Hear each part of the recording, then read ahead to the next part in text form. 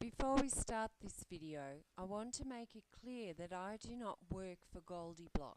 So you're a young girl and you want to be an engineer.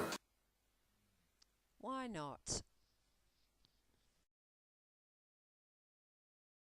You may have seen it, and I'll link to it. It's from a toy manufacturer called Goldieblox. It's got over 8 million views. And these commercials, they're trying to sell you a fantasy because it makes you feel good. But Isn't that what toys are?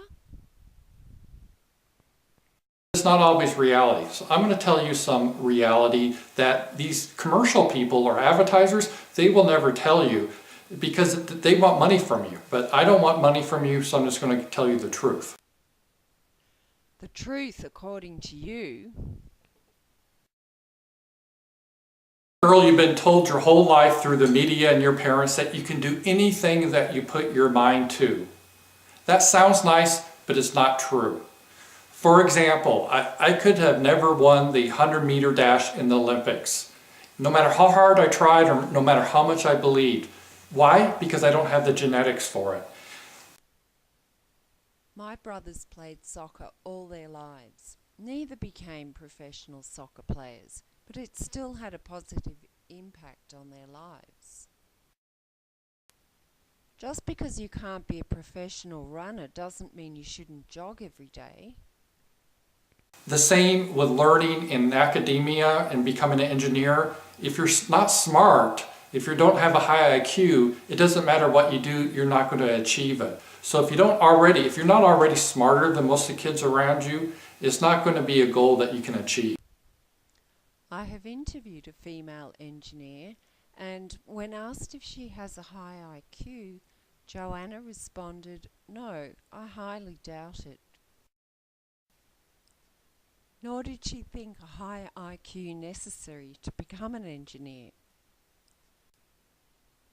In fact, she pointed out that it helps if you are good at maths and science, but persistence and hard work count for a lot. When James Dyson was asked in a CNBC interview if he had been a good student, he replied, At school, no, terrible one. I was much more interested in acting and doing art. Joanna also said she struggled with some of the maths and science. I even had to repeat a couple of subjects, she added.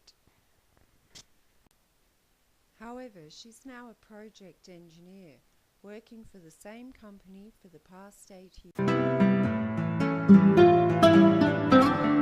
Before you were born, there was another toy company and they made a toy called Barbie. And one of these Barbie toys, when you pulled the string, she would say certain phrases, words. And one of these phrases she said was, "Math is hard." Now that made all the feminists really angry and grumpy, so they banned that doll. But what that Barbie doll said was true. Math is hard. Math is not fun. So is ballet and playing piano. However, just because those things are hard doesn't mean they can't be fun.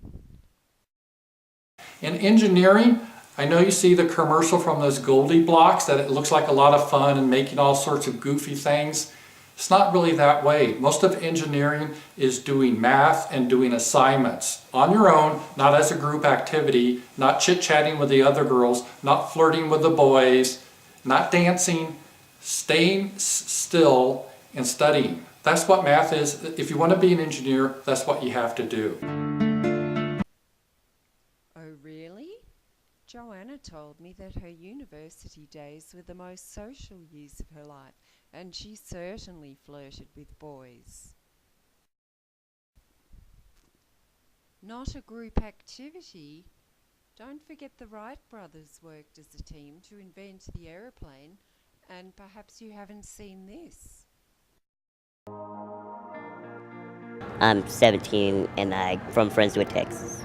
Dee has osteogenesis, and it's one of the frustrating parts of our practice is that we see the needs that they have that we can't fill, that we can't meet for them. Things, and sometimes they're the simplest things. So, for example, D, he's got osteogenesis imperfecta, which is brittle bone disease. So the slightest touch and he'll break. He'll have multiple fractures.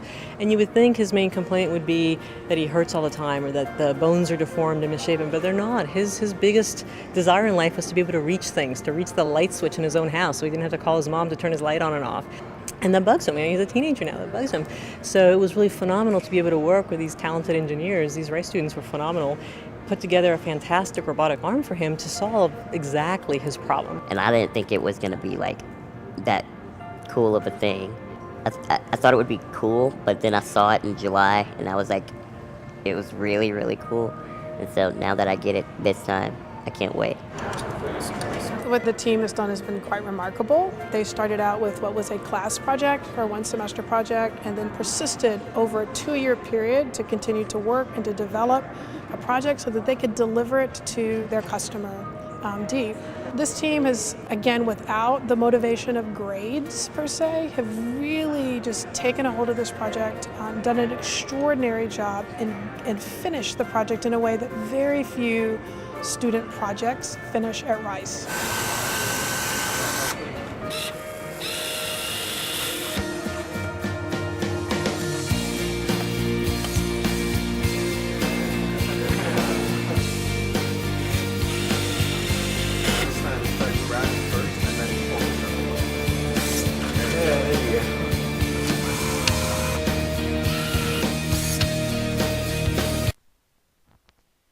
Joanna summed it up perfectly by stating, "In my experience, it is working in a team.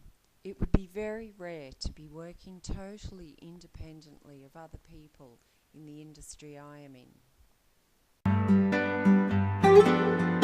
And the last thing I want to tell you is that it's okay to be a little girl. Really. It's okay if you like the color pink. It's okay if you like to play with dolls. It's okay if you like pretty dresses. If you see commercials like this, I know they try to tell you that if you're a girl and you like those things, there's something wrong with you. And you need to try to act like a boy, you need to pose like a boy in order to become an engineer. It's not the case. You know how I know? I once had a little girl and she liked to play with dolls and pretty things. And guess what? She's now a chemical engineer, and she still likes girl things. Your daughter grew up in a different era, before Facebook and selfies.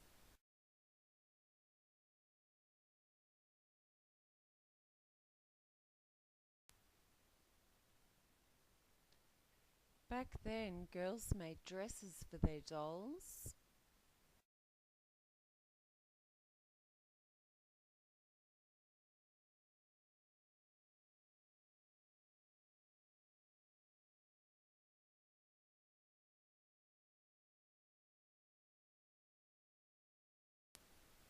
Painted pine cones,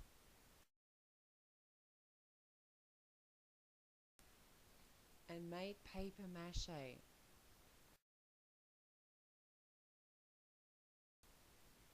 Skills and creativity that probably later became useful in their chosen job. Isn't Goldieblox a timely and welcome invitation to present such an opportunity? Interestingly, the founder of Goldieblox said engineering had been hard for her because she had no spatial skills due to the fact that she never played with Lego as a child. This supports my point that it's not simply a matter of having a high IQ. Skills developed through play contribute significantly to learning. The whole point of Goldieblox is that you can act like a girl, play with building toys, and make girly type things.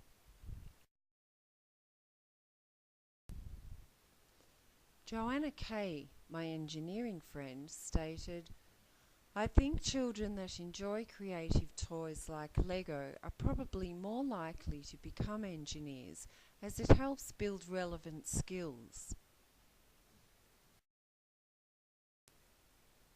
I rest my case.